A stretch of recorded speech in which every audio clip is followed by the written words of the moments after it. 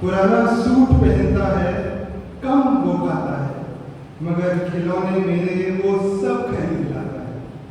वो मुझे सोए हुए देखता है जी भर के, न जाने सोच के क्या क्या वो मुस्कुराता है।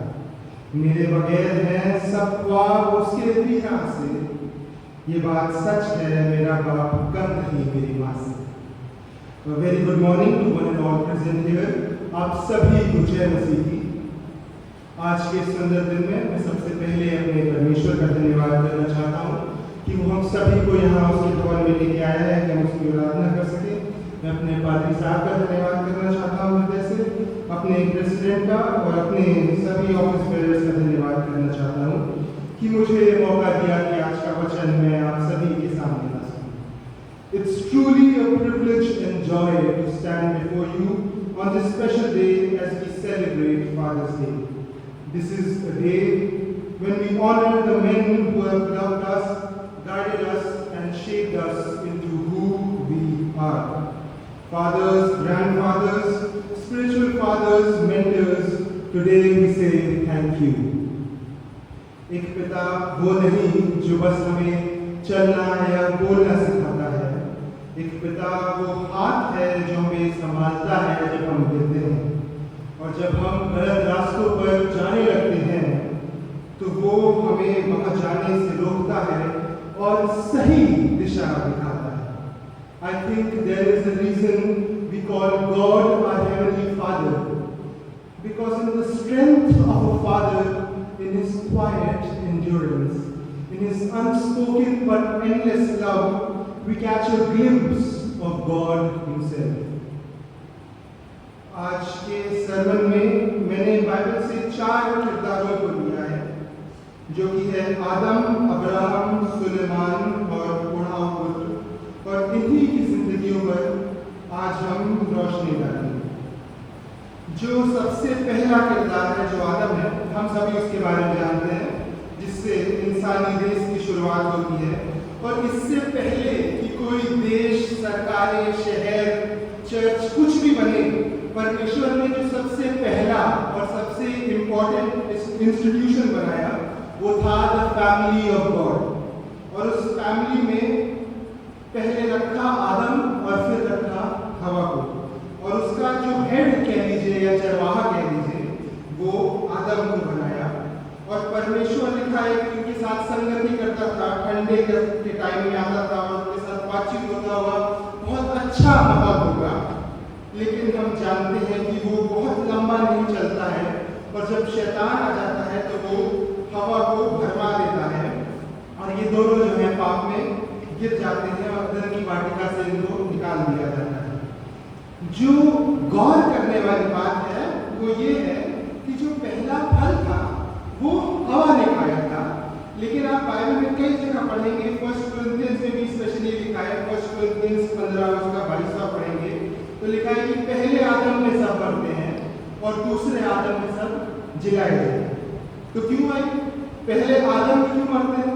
जब पहला फल हवा ने खाया था तो हवा में मरने चाहिए ना। लेकिन उसका रीजन कि जो आदम था उसको परमेश्वर ने अपनी फैमिली का हेड बनाया था, सारी जिम्मेदारियां उसको दी गई थी। यानी जो फेलियर था वो हवा का नहीं था, वो आदम की लीडरशिप का था। आप बाइबल पढ़ेगा, जब परमेश्वर है, परमेश्वर आदम को बताता है कि तुम इस पेड़ के फल को मत खाना। लेकिन जब शैतान जो है हवा से बोलता है तो हवा कहती है कि परमेश्वर ने कहा कि तुम खाना या छूना नहीं तो मर जाओगे।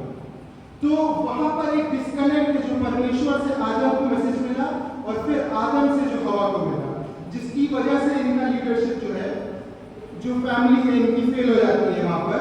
और इसीलिए जो परमेश्वर है जब पहले बुलाता है अदन की वाटिका में, जेनेसिस 3 उसका नाम पढ़िएगा, हे आदम तू कहाँ है। फिर उसके बाद भी जब क्वेश्चन करता है तो पहले आदम से क्वेश्चन करता है, हवा से नहीं करता। अब इसके आगे वही मैंने अपना सोचा है, इसे बाइबल में तो नहीं दिया है, कि जब हवा ने फल खा लिया था और वो आदम के पास लेके आई हो, तब उस टाइम आदम के पास एक चॉइस थी कि या तो वो हवा को मना कर देता कि अब तुमने खाली है, अब हम नहीं रह सकते तुम्हारे साथ, हमारा रिश्ता यही तक था, वो खत्म कर सकता था वहां पर और अपने आप को हवा से डिटैच कर सकता था। या दूसरा जो मुश्किल डिसीजन था वो ये था कि हवा के साथ मिलकर उसको वो दंड उठाना। लेकिन हम जानते हैं कि वो खाता है और चूज करता है हवा के साथ उसका दंड उठाना, क्योंकि जो मुझे लगता है वो ये है कि वो उससे प्यार करता था बहुत ज्यादा, और जो फल वो खाता है वो अपने प्यार के खातिर खाता है, और ही नोज कि he is the shepherd of the family, और वो फेलियर सिर्फ हवा का नहीं है, उसका भी है, इसलिए वो अपनी जिम्मेदारी आगे बढ़कर उठाता है। और जब परमेश्वर बाद में आता है, उस देखता है कि ये लोग जो है फल खा चुके हैं, पाप में गिर चुके हैं, गुस्सा बहुत होता है, उन्हें डांटता है, सजाएं देता है, लेकिन उसके बाद भी परमेश्वर जो था वो जानता था कि ये जो किया है इन्होंने प्यार के खातिर किया है, और ये प्यार भी उन्हें परमेश्वर की ओर से मिला। जो प्यार आदम हवा से करता था वही प्यार परमेश्वर की ओर से करता था। इसीलिए परमेश्वर कहता है कि अब ये जो सजा तुम लोगों को मिली है और ये जो पाप आ गया है, ये you are incapable of filling the gap from your side, इसलिए ये पाप में है, and I will give the ultimate sacrifice. और वो तब अपने बेटे यीशु मसीह को हमारे लिए इस दुनिया में भेज देता है। ऑथर ब्रेनम मैनिंग जो है वो कहते हैं कि God loves you as you are, not as you should be, because you are never going to be as you should be. मैं जब अमेरिका में रहता हूँ और वहाँ पे अपने बाकी रिलीजन के दोस्तों के साथ हमारे डिबेट्स होते हैं, और बाकी भी और स्टेट से हम जाकर स्ट्रीट प्रीचिंग और प्रचार करते हैं, तो एक बड़ा क्वेश्चन आता है कि वाई क्रिश्चियनिटी, क्यों क्रिश्चियनिटी को फॉलो करना चाहिए, क्यों क्रिश्चियनिटी सभी धर्मों से अलग है। तो उसका रीजन ये है कि सभी धर्म जो है वो कहते हैं कि आप स्वर्ग को प्राप्त कर सकते हो अगर आपके अच्छे काम आपके पूरे काम को आउटवे कर जाते हैं। हर रिलीजन में आप देखेंगे ये लिखा है कि if your good works outweigh your bad, then आप स्वर्ग पहुंच जाते हो। हिंदुइज्म में उसे मोक्ष है, मुस्लिम्स में भी उसे स्वर्ग कहा जाता है, जन्नत कहते हैं। लेकिन जो क्रिश्चियनिटी है वो इकलौता ऐसा रिलीजन है जो कहता है कि we are incapable of perfection, we can never be perfect. और बाइबल भी कहती है क्योंकि सब ने पाप किया है और परमेश्वर की महिमाओं से रहित है। Bible is the only one that says you can never be good enough, आप नहीं कर पाओगे, इसीलिए परमेश्वर इस दुनिया में आया कि वो हमारे पापों को धो दे। There are only two kinds of people who go to heaven. The first are the perfect ones, जो कोई नहीं, and the second are the forgiven ones, जिन्हें क्षमा मिलती है। And Christianity is the only one that says आपको क्षमा मिलती है not because you are good। इसीलिए जो स्वर्ग का criteria it's not on your goodness, but it's because of what Jesus has done on the cross for you and me। इसीलिए जो आदम की स्टोरी है उससे हमें ये दिखता है कि जो इंसानी पिता है वो फेल कर सकता है, वो गिर सकता है परेशानियों में, पर जो हमारा स्वर्गीय पिता है वो कभी फेल नहीं करता। और हम जब भी उसे पुकारते हैं उसके कान हमारी प्रार्थनाओं की तरफ लगे रहते हैं। जो दूसरा बात है वो है अब्राहम। जब आदम फेल हो जाता है तो परमेश्वर डिसाइड करता है कि एक नया परिवार बनाऊंगा, एक नया देश बनाऊंगा, जिसे वो आगे इजराइल कहता है, जिसमें उसका बेटा यीशु मसीह पैदा होना था। और उसके लिए वो एक नए आदमी को चुनता है जिसे हम कहते हैं अब्राहम। अब अब्राहम जो था कोई परफेक्ट आदमी नहीं था, कई जगह बाइबल में पढ़ेंगे वो फेल हुआ है अपनी जगहों पे, लेकिन जो उसकी खूबी थी and what defined his legacy was his faith, उसका विश्वास था। इसीलिए वो आगे चल के विश्वास का पिता कहलाया। इसीलिए जब परमेश्वर उससे सैक्रिफाइस करने के लिए कहता है अपने बेटे को, तो वो सवाल नहीं उठाता है मैं हूं या कोई और है, आप है। हम जरूर सवाल उठाएंगे कि बुढ़ापे में मेरा बेटा आया है और परमेश्वर तुरंत वापस पानी दे रहा है, लेकिन वो सवाल नहीं उठाता है क्योंकि उसे विश्वास था कि परमेश्वर उपाय करेगा और जब वो अपने बेटे को मोरिया पर्वत पर ले जाता है और वो तलवार उसकी चलने वाली होती है, तब परमेश्वर वहां पर उसका हाथ जो है रोक देता है और एक बछड़ा देता है और वहां पर नाम देता है यहोवा जिरे, यानी द लॉर्ड हू प्रोवाइड्स। एक बहुत अच्छी लाइन है जो मुझे लगती है, जो मुझे आदम की लाइफ से बहुत रिलेटेड लगती है कि वो दे तो शुक्र उसका, ना दे तो मलाल नहीं। मेरे रब के फैसले कमाल हैं, उन फैसलों पर कोई सवाल नहीं। और मुझे लगता है कि वैसा ही जीवन जो था अब्राहम जीता है और उसी के लिए परमेश्वर उसको इतनी आशीषें देता है। उसको कहता है कि आकाश के तारों को देखते हो, गिन सकते हो? कहता है नहीं, कहता है मैं तेरे वंशजों को नहीं बना। और वही परमेश्वर आगे करता है और जो आशीष उसके वंशजों को मिलती है was not because of them but because of what Abraham had done। इसीलिए निर्गमन 20 को पढ़िएगा 5 से 6 में कहता है, क्योंकि मैं तेरा परमेश्वर यहोवा जलन रखने वाला परमेश्वर हूँ और जो मुझसे बैर रखते हैं उनके बेटे पोतों और परपोतों को भी पितरों का दंड दिया करता है, और जो मुझसे प्रेम रखते हैं और मेरी आज्ञाओं को मानते हैं उन हजारों पर करुणा किए देता है। ये बहुत बड़ी आशीष भी है और कर्ज भी है कि जो काम हम आज करते हैं उसके कॉन्सिक्वेंसेस सिर्फ हम नहीं परंतु आगे आने वाली हमारी कई पीढ़ियां उसका हिसाब देती है, चाहे वो भली हो चाहे बुरी। Coming to the third man, the wisest man Solomon, the wisest man who ever lived. परमेश्वर ने उसको कहा था कि तेरे जितना बुद्धिमान ना कोई हुआ है और ना कभी होगा, पर उस बुद्धि के बाद जब वो अन्य जाति की औरतों में पड़ जाता है और मूर्ति पूजा में खो जाता है तो परमेश्वर बहुत क्रोधित होता है। और लिखा है कि पहला राजाओं 11:11 से 13 में आप पढ़िएगा कि इसलिए यहोवा ने सुलेमान से कहा, तुझसे जो ऐसा काम हुआ है और मेरी बंधाई हुई वाचा और दी हुई विधि तूने पूरी नहीं की, इस कारण मैं राज को निश्चय तुझसे छीनकर तेरे कर्मचारी को दे दूंगा। अब सुनिएगा इसके बाद बहुत ध्यान से, तो अभी तेरे पिता दाऊद के कारण तेरे दिनों में तो मैं ऐसा नहीं करूंगा, परंतु तेरे पुत्र के हाथ से राज छीन लूंगा। फिर भी मैं पूर्ण राज को नहीं छीन लूंगा, परंतु अपने दास दाऊद के कारण और अपने चुने हुए यरूशलेम के कारण मैं तेरे पुत्र के हाथ में एक गोत्र सौंप दूंगा। बहुत ध्यान से समझने की जरूरत है इस वर्ष कि परमेश्वर जो है अपनी सजा को टाल दे रहा है एक बेटे के ऊपर, क्योंकि उसका पिता जो था वो विश्वास योग्य था, यानी दाऊद के कारण उसका सगा बेटा बचाया जा रहा है, लेकिन सुलेमान के कारण उसका बेटा रेहोबाम उससे राज छीन लिया। जो बाप ने किया उसका फल, अच्छा फल बेटे को मिला, और जो बेटे ने बुरा किया उसका बुरा फल उसके बेटे को मिला। लेकिन तब भी थर्ड जनरेशन तक परमेश्वर की आशीष है। दाऊद की वजह से कह रहा है कि मैं एक पुत्र तेरे हाथ में छोड़ दूंगा। यानी जो जिंदगियां हम जीते हैं, चाहे वो भली हो या बुरी, उसका कर्ज या बेनिफिट दोनों में से जो भी है आगे आने वाली हमारी कई पीढ़ियां उठाती हैं।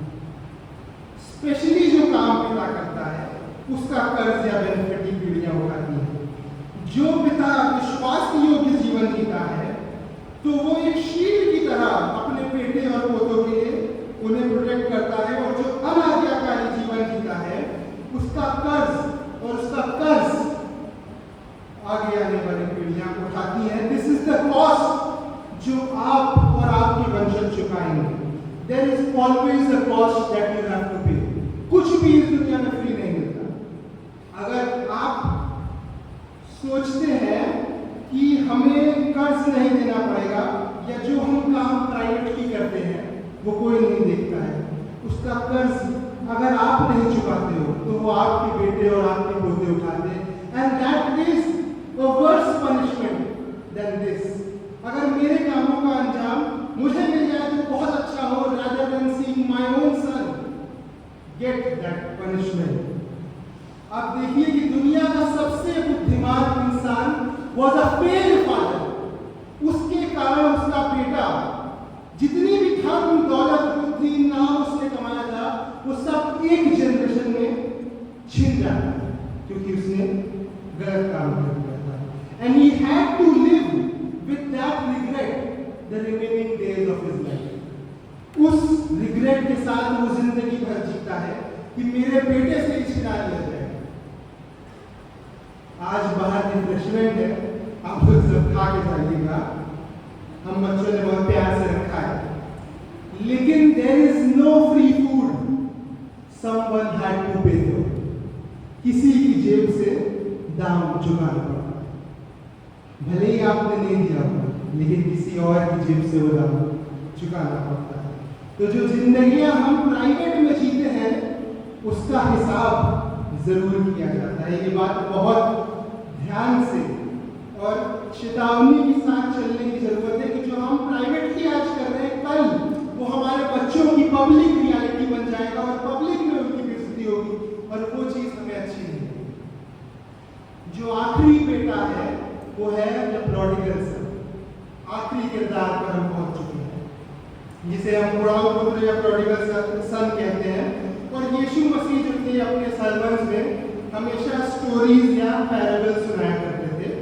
पहली चीज तो थी कि बात अच्छी समझ में आती थी, दूसरा था कि सबको मजा आता था, सबको अच्छा लगता है कहानी से, हमें भी अच्छा लगता है। लेकिन हर चीज जो यीशु मसीह करते थे उसके पीछे एक रीजन होता था, कॉन्टेक्स्ट होता था, उसके बिना यीशु मसीह कुछ नहीं करते। और जो इस प्रोडिगल सन की स्टोरी का कॉन्टेक्स्ट है वो ये है कि जिस टाइम में ये स्टोरी सेट है, उस टाइम जो सदूकी और फरीसी थे उन्हें लगता था कि यीशु मसीह को पापियों की संगति में बिल्कुल नहीं रहना चाहिए या उनसे बात नहीं करनी चाहिए, क्योंकि बहुत निचले स्तर से देखे जाते थे ऐसे लोग। And a man of his stature should never be with people like those. और उसके लिए सदूकी फरीसी बहुत चिढ़ते थे और यीशु मसीह के लिए बुरी बात कहते थे। तो उनके लिए यीशु मसीह पैराबल सुनाता है कि एक आदमी था, उसके 2 बेटे थे। जो छोटा लड़का था वो संपत्ति मांग लेता है। अब हमें लगता है कि संपत्ति तो मांगा ठीक है, लेकिन जिस टाइम की ये स्टोरी है उस टाइम ये कहना बहुत बड़ी बात थी अपने पिता से कि मुझे अपनी प्रॉपर्टी दे दो। जो एंशिएंट जूइश ट्रेडिशन था उसके हिसाब से जो बड़ा बेटा था उसको डबल हिस्सा मिलता था, यानी 2/3 मिलता था अपने बाप को, और जो छोटा था उसको 1/3 मिलता था। पर वो कभी मांगा नहीं जाता था, क्योंकि मांगने का इतना शर्मनाक मीनिंग था कि जैसे अपने बाप को कहना कि तुम मर जाते तो अच्छा होता, ताकि ये सब कुछ मेरा हिस्सा मुझे मिल जाता। आज के जमाने में ये उसका कल्चरल सिग्निफिकेंस है, और वैसा ही लड़का करता है। हम में से बहुत से हैं जो रेगुलर चर्च आते हैं या नहीं आते हैं, ज़्यादातर ने बपतिस्मा लिया है या कन्फर्मेशन भी लिया है, बट आज भी हम अपने जीवनों में हमारे अंदर एक खालीपन है, एक एम्प्टीनेस है। And you are not certain कि अगर आज आप मर गए तो क्या आप स्वर्ग जाएंगे? Are you ready to meet God?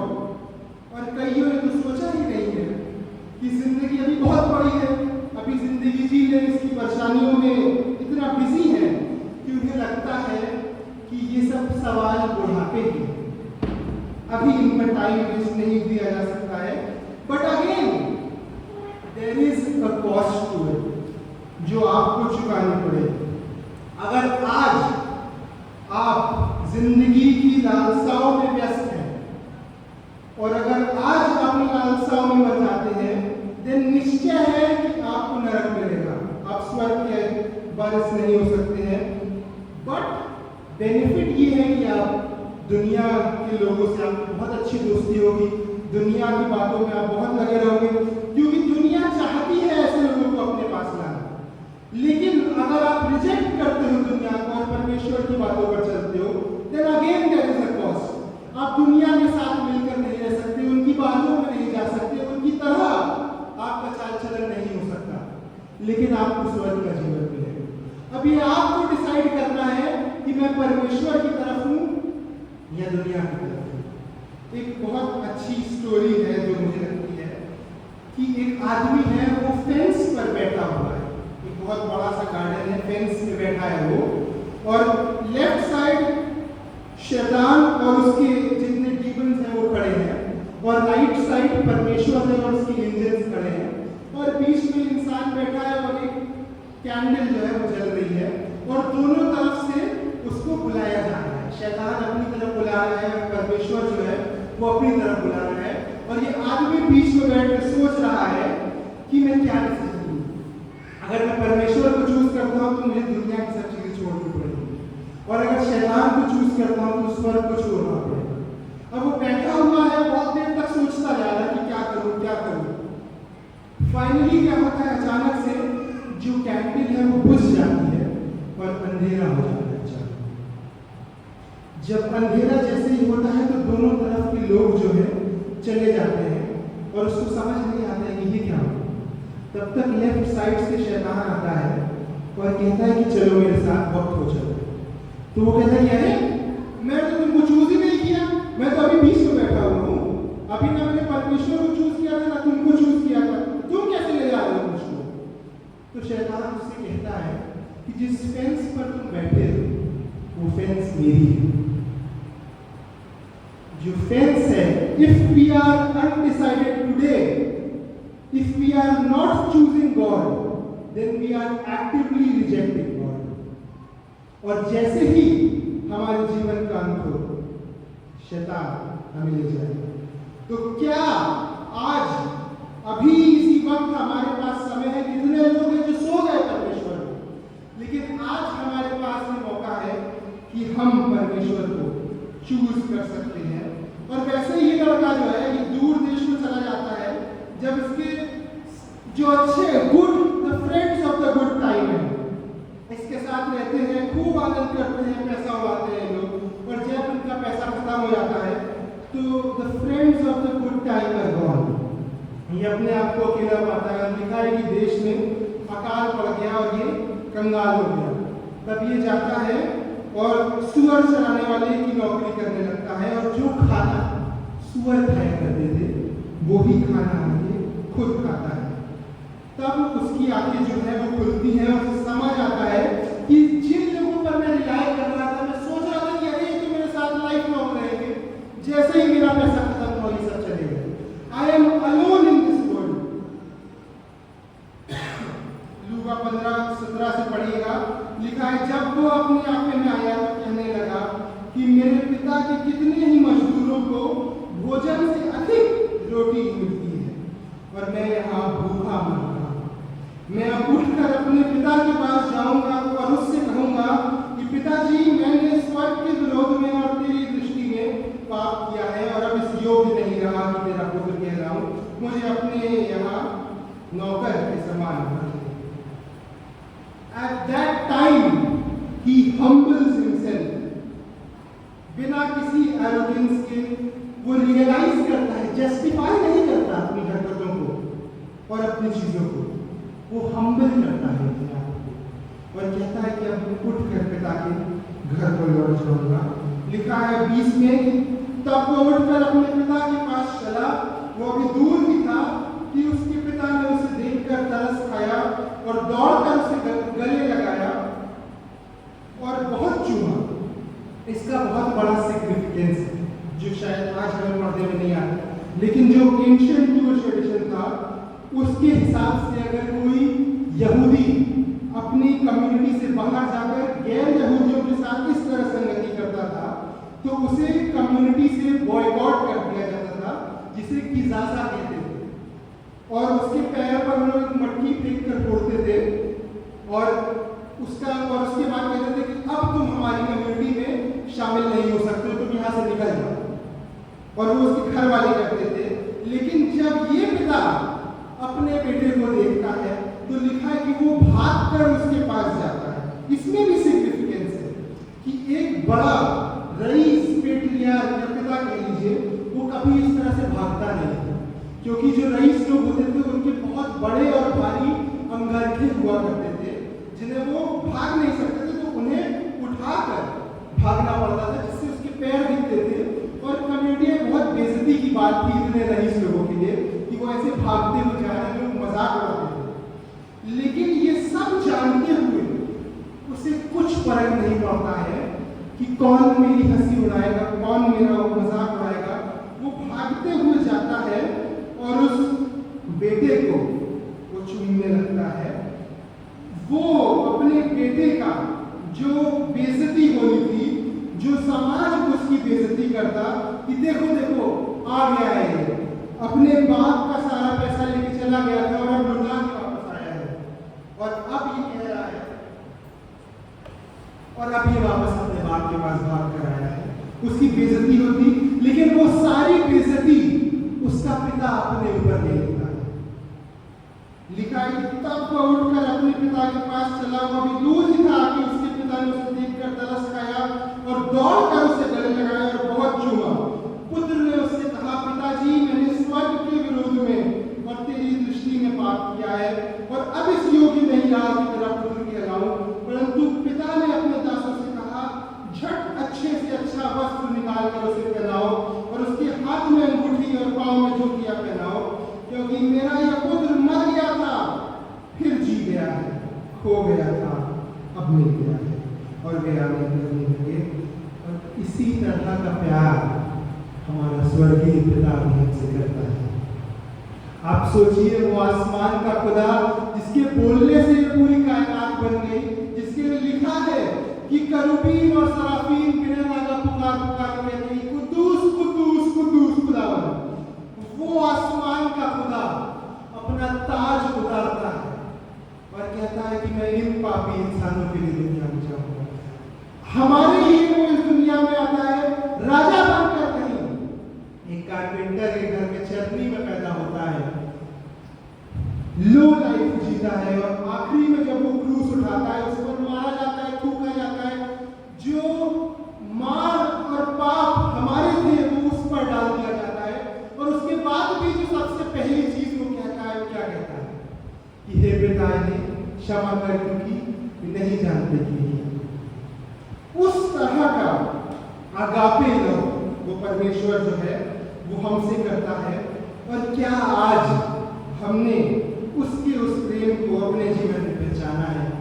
आज हमें खुद से पूछने की जरूरत है। आर वी श्योर कि अगर आज हमारे जीवन की शाम हो जाए तो क्या हम उस स्वर्ग में एंटर करेंगे? एक बहुत अच्छी स्टोरी है, आप लोग को सुन के मजा आएगा।